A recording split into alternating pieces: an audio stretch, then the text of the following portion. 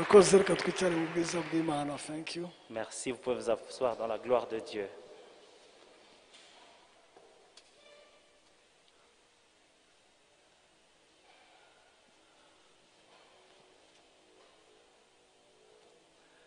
Hari itangazo batanze.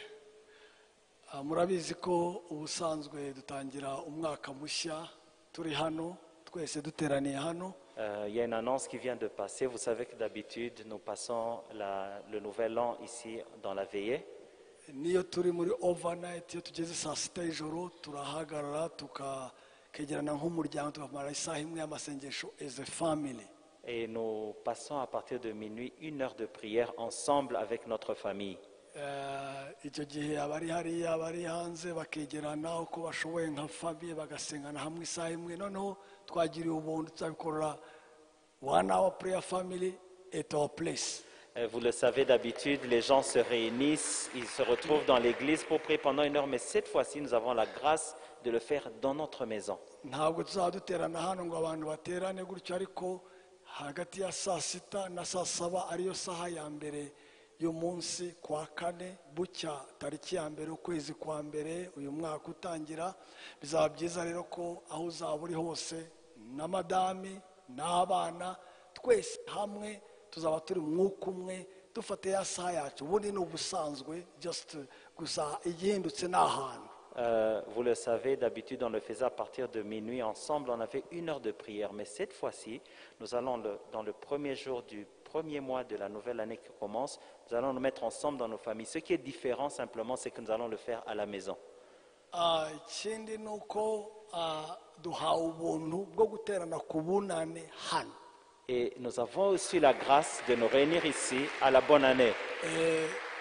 Ubundi twabikoraga kubera ko twabaga twaraye muri overnight kugeza mu gitondo ntitubone umwanya n'uburyo bwo kuba bashobora kuba twaterana. Ariko noneho kwa gatanu izaba tariki ya mbere Friday, tuzaba dufite kilt ya mbere hano saa 1:30 nk'uko uyu munsi twabaye.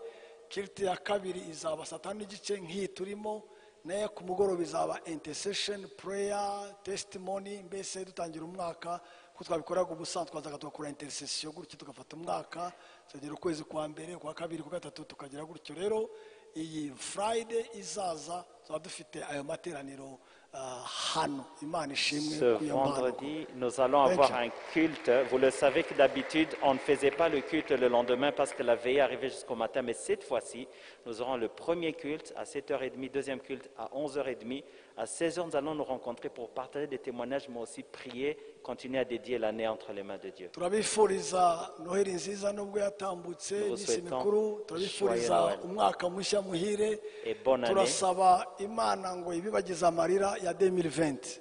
Nous prions que Dieu essuie les larmes de 2020. Kuko hari igihe abantu batavugisha ukuri. Parce que des fois, les gens ne disent pas la vérité. Mu myaka yagoye 2020 ntabwo yari isanzwe. Parmi les années, 2020 n'était pas une année facile. Ntabwo yari yoroshe. Ce n'était pas facile. Isi yabaye nk'iyagiye muri pause. Ibintu byasaga naho bidasa neza. Le monde était en pause. C'est comme si quelque chose qui n'était pas d'ordinaire. Nutizera rwose yamenya ko bitoroshye cyane uyu mwaka, ariko turashimana ndatangaza ko 2020 kubere itandukanye na 2020 rwose. Et je confesse que 2021 sera différent de 2020, que Dieu nous aide. Rero vision yacu cyangwa se vision itorero tuyikora mu myaka 7. Et vous le savez, la vision de l'église, elle est chaque 7 semaines, septana. Rero tumaze imyaka 5 kuva muri 2015 twarinjiye mu cyumweru cya 4 cyangwa se seri y'imyaka 7 ya 4 tuvuge twakwita septana ya 4. Alors là, nous sommes à la 5e année du 4e septana que nous avons commencé. Hasigaye imyaka 2 tugakora conference, general conference, twegeranya tureba evaluation y'iyo myaka 7 uko yagenze. Et il reste 2 ans pour que nous puissions faire une conférence qui va nous amener à évaluer ce qu'on a fait dans les 7 années qui auront précédé. Tuzayikora mu kwezi kwa 10 2022. Nous allons faire cette conférence en octobre 2022. tuzaterana ahangaha aba ERC Tazini aba Burundi aba nani bose Nous allons uko dushobora prendre- aba Congo aba Kenya wherever tuzaduteraniye hano kugira ngo hamwe dushimire Imana ku myaka 7 ariko tunasuzumire hamwe icyo twagezeho. Nous allons réunir avec ERC des autres endroits du Rwanda, du Congo, du Kenya, un peu partout, pour évaluer, pour louer le Seigneur, mais aussi évaluer ce qu'on aura fait pendant les 7 années précédentes.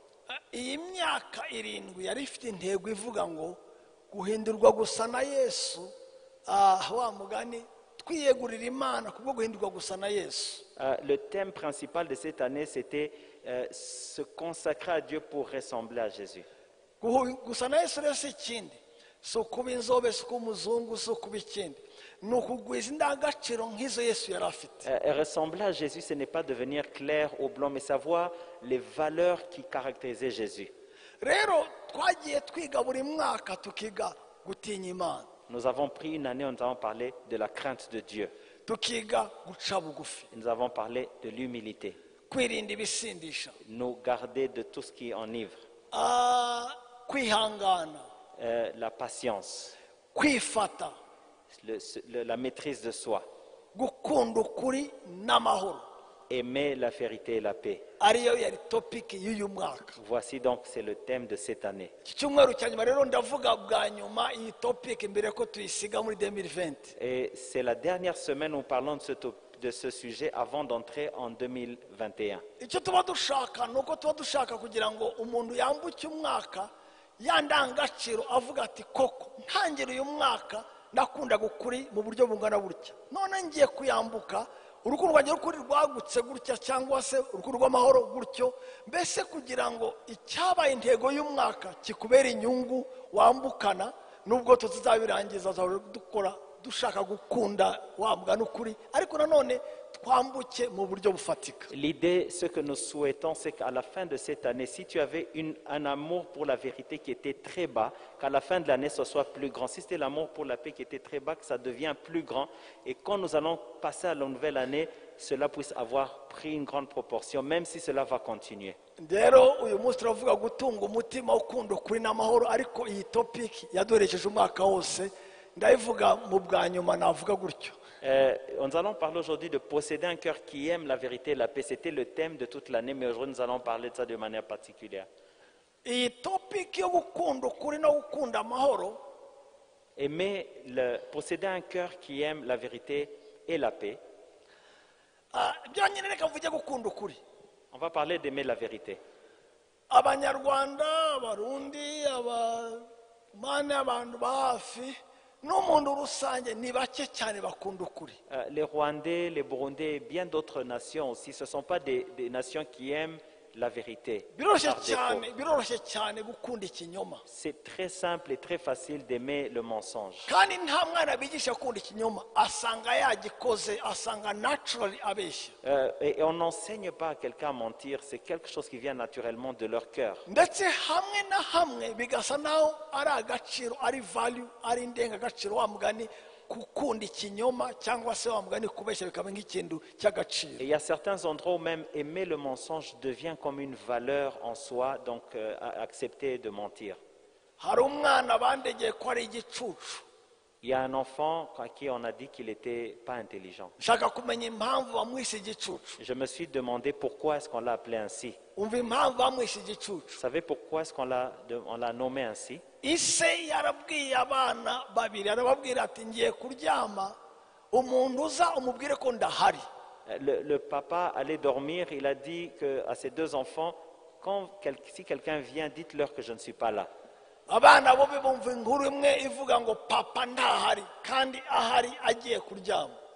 Ils ont tous entendu ce message que papa n'est pas là alors qu'il est là mais il allait dormir. Umushyitsi azabajije ati se papa wanyu arahari? Et lorsque le visiteur est venu, il a dit, est-ce que votre père est là? Kamwe karavuga gutya, Le premier a dit ceci, papa ntawe uhari. papa n'est pas là.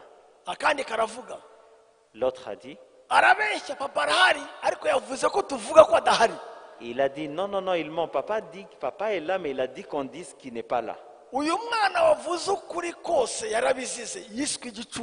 Et celui qui n'avait pas dit selon que le papa avait dit, on l'a ni dit qu'il n'est gutyo pas buhoro intelligent. buhoro isi itwokamamo ikaturemamo indangagaciro zipfuye n'ibara z'indangagaciro cyangwa se imyifatire ipfuye bikaba akamere yacu ugasanga nta kundi twabigenza. It's natural, ariko mu by'ukuri ubucucu bitiriye uwo mwana si ikindi nuko afite umutima ukunda ukuri. Rero ntibyoroshye kubikora mu isi. Et cela, ça montre comment ce monde est. Ce monde a transformé les choses qui sont mensonges comme des choses bonnes.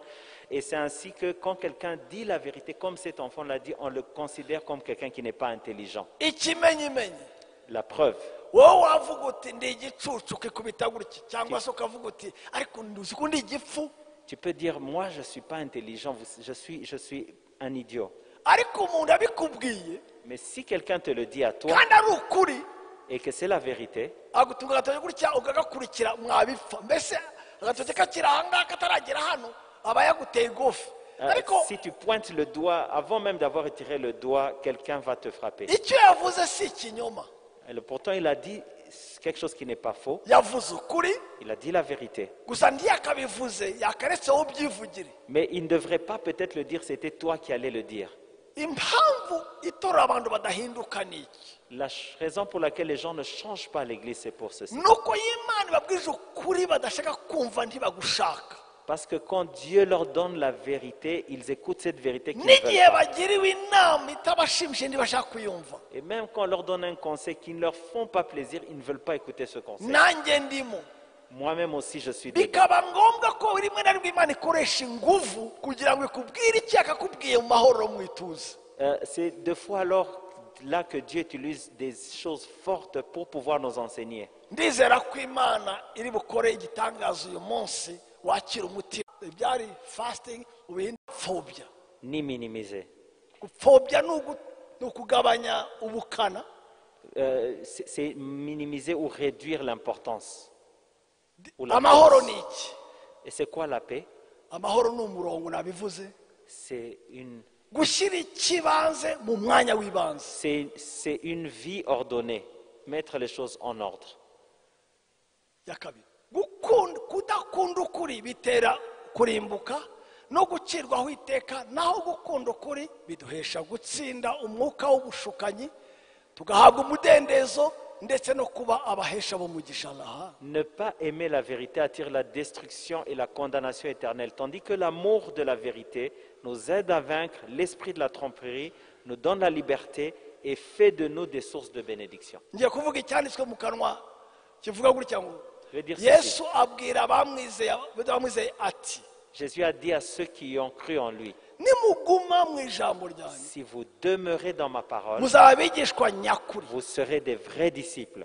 Muzaba abigishwa nyakuri, Vous serez des vrais disciples, muzamenya ukuri, vous connaîtrez la vérité n'ukuri kuzabatura. et la vérité vous affranchira. Arongera avuga ngo umwana batura, Il a dit que si vous êtes libérés, si le fils vous si le affranchit, Fils de l'homme vous affranchit, muzaba batuwe vous nyabyo. serez réellement libre. Buriya ukuri Et la vérité, niko kubatura gusa. c'est être libéré complètement. Umuntu uri mu kuri Celui qui est libre dans la n'amaso ye vérité, urabona ko hari mu kuri. il n'y a pas de doute qu'il est Hari dans la vérité. umudendezo utaboneka hano usibye mu kuri gusa. Il ne peut qu'être dans une liberté qui se trouve seulement dans Imana la ikugirire vérité. neza ugendere mu kuri, uhagarare mu kuri, ugaragare mu kuri, Dieu wakire t'aide, ukuri que tu k'umudendezo marches dans la vérité, kuguhesha que tu umudendezo. marches, que tu vives Thank you. la liberté. Ariko nanone uzaba n'umuhesha w'umugisha. Gatatu, amahoro rero. Kudakunda amahoro bidutera kuyabura ubwacu, ndetse nagiye kuvuga ngo no kuyateza abandi kuyabura, no kubura ubugingo, no kutarama, no kutabona ibyiza. Nabivuze ngitanga. Ne pas aimer la paix nous fait perdre ces dernières en nous-mêmes, pas seulement nous-mêmes, mais les autres aussi qui sont autour de nous, nous fait perdre la vie, la longévité et le bonheur. Ngiye kuvuga amagambo akomeye ariko ndayavuga. Je vais dire des choses très fortes, mais je vais quand même en parler. Intambara uteza hanze ziba zikurimo. Les problèmes que tu crées autour de toi, ça commence d'abord en toi. Buriya abantu bose ubona bateza imvururu, Vous savez, les gens qui amènent le trouble autour d'eux, umuti si kubafunga no kubafungisha, ni ukubomora indani bafite imvururu imbwabo buriya nta kijya hanze kitari imbere. Avant de les prendre, les enfermer, il faut d'abord plutôt régler le problème du trouble qui est au-dedans de eux. Imana yangiriye neza amaze amasaha abiri nganira na n'umwe mu bene data ahariya mu cyo mu ofisi amasaha abiri. I was happy. J'ai parlé pendant 2 heures avec un bien-aimé là-bas dans notre là-bas au bureau. Twaganiraga ku buzima bwe atishimiye. On parlait de sa vie dans laquelle il n'était pas content. Hanyuma ndamusobanurira. Et je lui ai dit, ndavuga sakaga baguteza hanze. ce n'est pas les problèmes qu'on te crée à l'extérieur. Ikibazo nuko muri wowe harimo umwobo nta urimo. Le problème, c'est qu'en toi, il y a un grand trou. Arambwira bitese. Il dit comment? Ndamubwira uyu mwami Yesu. J'ai dit le Seigneur Jésus. Yagutashyemo. S'il vient en toi, apana yo mugendana. Je ne dis pas marcher avec toi. Apana yo musobanukiwe. Je ne dis pas penser Iyo le connaître. yagutashyemo. Mais s'il vient en ton cœur, dans ton cœur, akuremamwo amahoro. il crée la paix dans ton cœur. Yamara kuguha amahoro. Lorsqu'il te donne la paix, ukayaha abandi. tu le donnes aussi aux autres. Ariko igihe ataragutahamo. Mais lorsqu'il n'est pas encore en toi, uzagira intambara. tu auras des combats. uziteza abandi. Tu vas créer des combats aux kugeza autres, umwakiriye neza. jusqu'à ce que tu l'aies bien accueilli. Arambwira gutya. Il m'a dit ceci. Yanyemerera se. Est-ce qu'il peut me permettre ça? yanyemerera akinjira. Est-ce qu'il peut venir dans mon cœur? Ndambwira ya. J'ai dit oui, il peut. ndambwira uzi uburyo abantu bakora mariage. Vous savez, les gens, quand ils font un mariage, bagasezerana. ils se donnent des promesses. bakabaza umuhungu. Ils donnent. wemeye gufata yohani nk'umugabo umwe rukumbi w'ubuzima bwawe. Est-ce que akavuga tu veux prendre Jean comme étant ton ndabyemeye. seul mari? Oui, j'accepte. bakabaza umukobwa wemeye gufata nani nka mariya. Est-ce que tu as ndabyemeye. pris tel pour ton mari? J'accepte. uyu munsi aha ngaha muri iyo ofisi Aujourd'hui, dans ce bureau, urakora iyo tu mariage. vas faire ce mariage. nanjye ndaba pare. Et je serai juste un parent. ndahagara gutya. Je serai là. arambwira kabisa. Il a dit oui. ndamubwira yari mu kinyarwanda bavuga ngo nijyana i Nyanza. nijyana i Nyanza. nivugisha nk'aho muhaye choice. ariko nimba ubu utari tiyari n'ejo waza. Je lui ai n'ejo dit, mais bundi si tu n'es pas prêt, ubitekerezeho. viens demain, après-demain, quand tu seras prêt. andi ayo maso Il arambwira m'a dit ceci. apotre Apôtre, sinava muri iyi biro. je ne peux pas quitter de Harabikora. ce bureau sans l'avoir accepté. I was so happy. J'étais très heureux. ndamubwira ok ndaje. Je suis venu, mva mu ntebe nari ndimo ndazunguka gutya j'ai ndamwegera. contourné là-bas. arapfukama ndamubwira Seigneur, ntabwo ngutiza amagambo. J'ai dit, je ne vais pas te prêter wowe les nyine paroles. uyareme uyivugire. ndaguha Dis-le de gusa ta propre ibitekerezo. parole. Dis cya seulement. mbere ni ukwihana. C'est ça, cya kabiri ni se ugutumira repentir, umwami akubemo. inviter Jésus dans ton cya cœur. gatatu ni ukumushimira ko yakugiyemo. 3, remercie-le parce qu'il est dans ton cœur. yasenze iminota 30 40 nkajya mbyina gutya. Moi, j'étais en train de danser. nari ndyoheye kuruta nyir'ubwite. J'étais plus joyeux que le pont.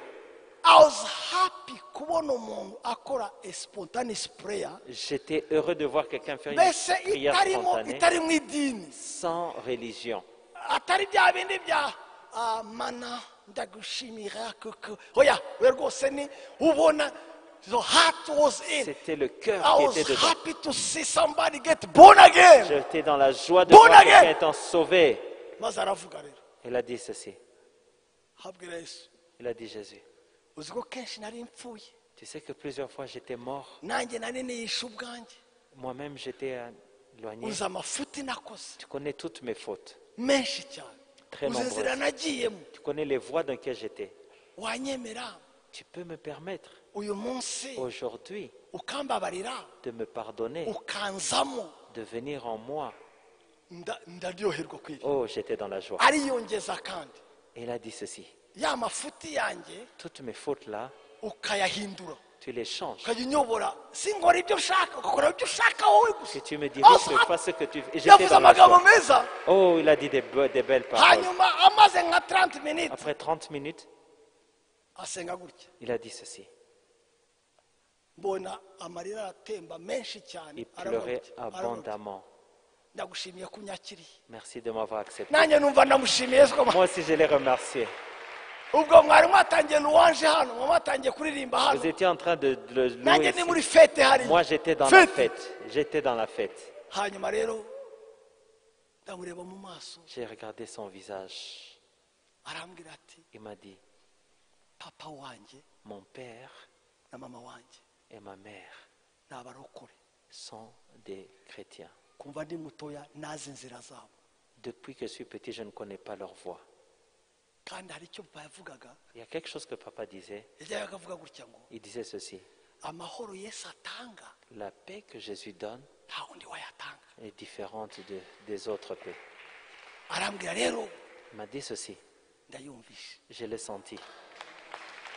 aho urumva rero Et alors, uwo nguwo cette personne, nta mvururu azateza il ne peut pas donner le trouble. kuko ikikurimo nicyo utanga hanze Parce que tu ne peux que donner que ce que tu as dans ton cœur. intambara zikurimo nizo ugonga abandi Les combats que tu as dans ton cœur, c'est ce que tu donnes aux autres. imana igutabare nanjye Que ntabare Dieu te soutienne. Me amahoro soutienne. adusenderemo ya kristo Que la paix remplisse Tuyahe ton cœur n'abandi. de Jésus, qu'on donne aux autres aussi.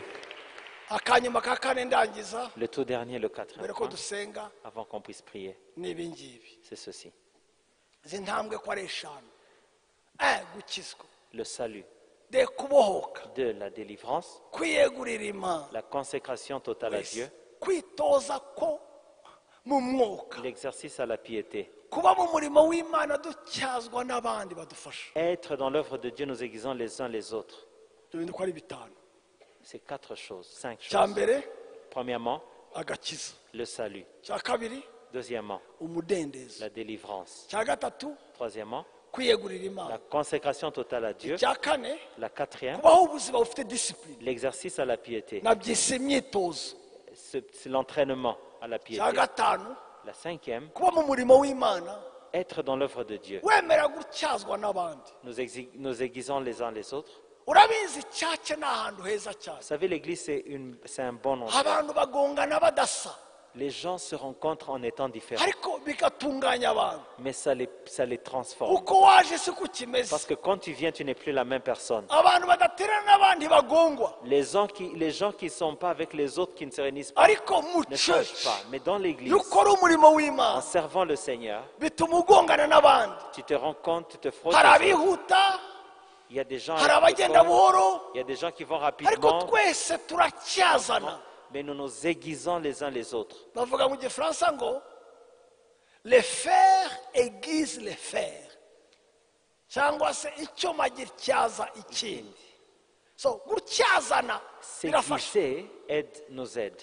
hari abantu badakunda mu nzu y'imana kubera barabatyaza Il y a des gens qui aiment l'œuvre de ufashe Dieu. ukabaza parce nka qu'ils s'aiguisent. protokolo ukabaza protokolo wayobora protokolo ukabaza ati nikodi hariya mukorana mubanye mute Si tu demandes au protocole comment est-ce qu'ils vivent avec les autres, azakubwira intambara ziba zirimo il va t'expliquer quelques combats qui existent kubera gutyazana à cause du fait de s'aiguiser. abantu ntabwo basa Les gens sont différents. ntibazanasa Ils ne seront jamais niyo identiques. mpamvu C'est pour cela. abagabo n'abagore babana Les personnes qui vivent ensemble, n'abanyarwanda baca umugani ngo ntazibana zitagira zite on dit que zitagira zite c'est comme les vaches ne peuvent pas être Ya, ensemble sans ntabwo se dusa cogner. twese Nous sommes différents. mu kizakuremamo umutima w'amahoro rero Ce qui va te donner un cœur de paix, ni inyungu z'imana uzakurikirana c'est les intérêts de Dieu que tu cherches. ukirengagiza kugongwa n'abandi Et tu oublies le fait de te cogner aux autres. ukabwira imana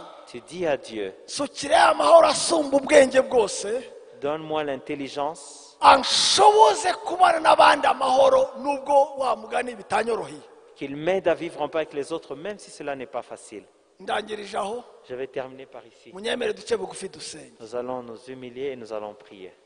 mana y'agakiza kacu Seigneur Dieu de notre salut, mutabazi wacu notre Sauveur, gitare cyacu mahoro yacu toi notre Dieu, notre imana rocher, ishoboye guhindura ibidahinduka toi qui changes ce qui est impossible à imana changer, ifite ubutware ku mitima yacu toi qui as l'autorité dans nos cœurs, imana yarahiye ko itatuvana mu mutima w'ibuye igashyira mu mutima w'inyama toi qui peux changer un cœur de pierre en un cœur de chair. imana yo kwizerwa Le Dieu qui est mutabazi wacu toi notre soutien. turagushimiye Nous te disons merci. turagushimiye Nous te disons merci. duciye bugufi inzu yawe uyu Nous munsi humilions dans ta maison aujourd'hui. mwami dukeneye ubutabazi Nous bwawe avons besoin de ton soutien. kora ya operasiyo karidiyake Fais cette opération cardiaque. tujobore mu mutima w'ibuye Enlève en nous le cœur de pierre. ushyire umutima ukunezeza Change cela en des cœurs qui t'aiment. uduhe umutima qui te font ukunda ukuri plaisir. qui aime la vérité n'umutima ukunda amahoro et qui aime la paix. ntitubishoboye ku bwacu Nous ne parvenons pas par nous-mêmes. ntibyaturyohera Cela n'est pas possible par ariko nous-mêmes. wowe wabikora Mais toi, Dieu, turagushimiye amateka mashya dutangiye nous te disons merci pour le nouveau départ que nous turagushimiye avons. ko twambutse 2020 n'umutima mushya Merci parce que nous terminons 2020 avec un nouveau umutima cœur. ukunda ukuri kwawe Un cœur qui aime ta vérité. umutima ukunda amahoro Un yawe cœur qui aime ta paix. yesu tabara Jésus, notre yesu secours. tabara Jésus vole à notre yesu secours. tabara Jésus vient à yesu notre tabara secours. Jésus vient à yesu notre secours. tabara Jésus vole à yesu notre secours. tabara Jésus vient à yesu nous secourir. tabara Jésus secours-nous.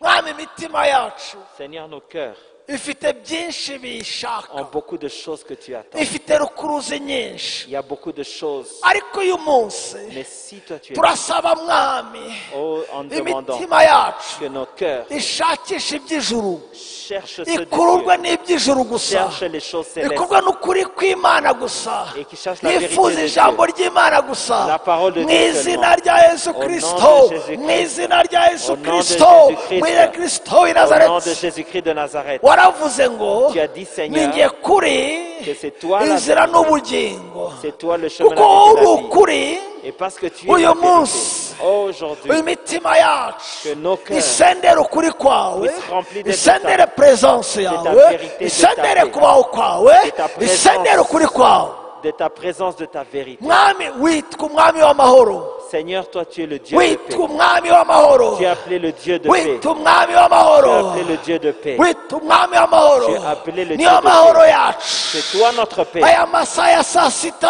En ce moment, dufunguye ici, imitima yacu ouvrons nos cœurs. ya mahoro yawe dutembemo Que ta paix puisse y ya mahoro habiter. yawe atuzemo Que ta paix puisse ya y mahoro rencontrer. yawe aturanzemo Que ta paix puisse ya mahoro donner. adusenderemo Que ta paix ya nous mahoro déborde. yawe ya mahoro yawe Que ya ta mahoro paix, yawe ta ya paix, mahoro ta yawe paix, ya ta mahoro paix, yawe ta ya mahoro paix, yawe ya ta mahoro paix, yawe ta paix, ta paix. yes Jésus, Jésus, yes Jésus, yes Jésus, yes Jésus. yo gitare we Oh, notre yo rocher. gihome we Oh, notre yo refuge. buhungiro we Toi, notre yo refuge. mutabazi we Toi, notre umwami salut. w'umucyo C'est toi le umwami Dieu de la w'ukuri lumière. C'est toi le Dieu de umwami la w'amahoro vérité, le Dieu de la mutabazi wacu yesu soutien, mufasha notre wacu soutien. yesu Seigneur, notre, Eyala. notre soutien.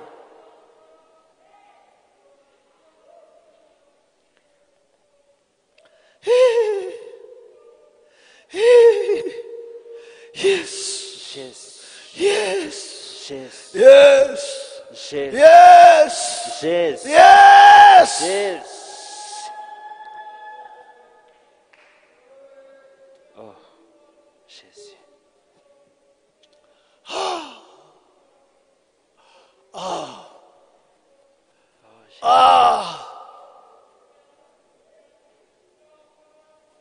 yes yes Jésus, Jésus, Jésus. yes hari impamvu yamweneza kubura amahoro Il y a des choses qui font qu'on manque la paix. hari impamvu yamweneza gutakaza ibyiringiro Il y a des endroits où on a perdu ariko uyu munsi turasaba amahoro yo mu ijuru Mais aujourd'hui, nous amahoro demandons ava mu ijuru La paix qui vient amahoro du ciel. ava mu ijuru La paix qui vient du adashingiye ku bintu Qui n'est pas appuyée- adashingiye ku qui n'est bihe pas basée sur adashingiye les temps. ku byo afite amahoro yo mu ijuru nous avons la paix du ciel.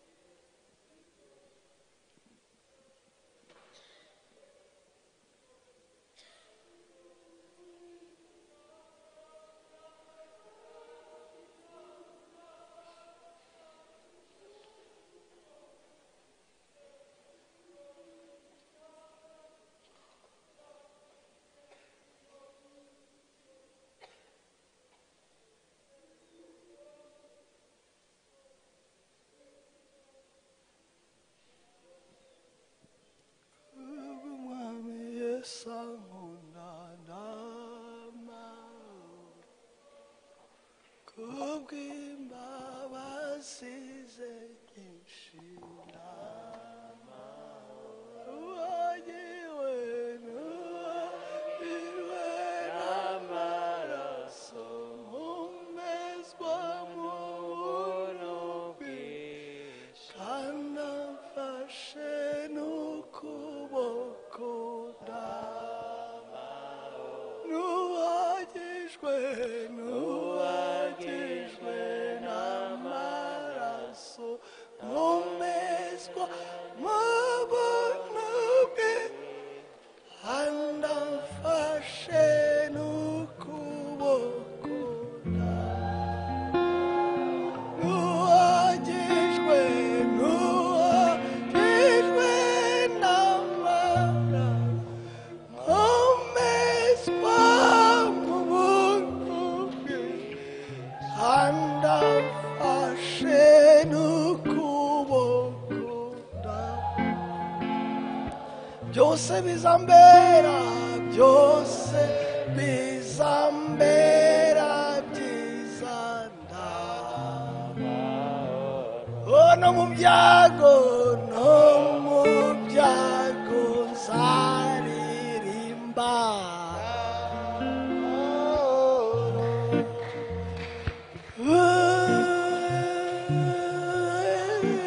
data Uwiteka esa n'ibyongera byose